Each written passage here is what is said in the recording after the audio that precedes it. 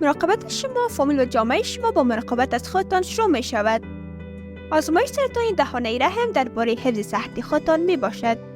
آزمایش دهانه رحم به جستجوی ویروس پاپیلومای انسانی یا HPV کمک می کند. اکثر مردمی که HPV دارند حتی نمی دانند. ویروس HPV باعث بیشتر سرطان‌های دهانه رحم می شود. بنابراین یافتن زود هنگام آن می تواند از پیشرفت سرطان دهانه رحم جلوگیری کند. زنان بین سن 25 تا 74 سال باید هر 5 سال یک بار آزمایش شوند. وقتی فرستن آزمایشتان، دکتر معالج شما می تواند انتخاب را بر شما پیشنهاد کند. خود شما نمونه برداری می کنید و دکتر شما این کار انجام داده می تواند. مدیکر معمولاً هزینه آزمایش را پوشش می دهد. و یاد داشته باشید یافته زود هنگام HPV می تواند جانها را نجات دهد.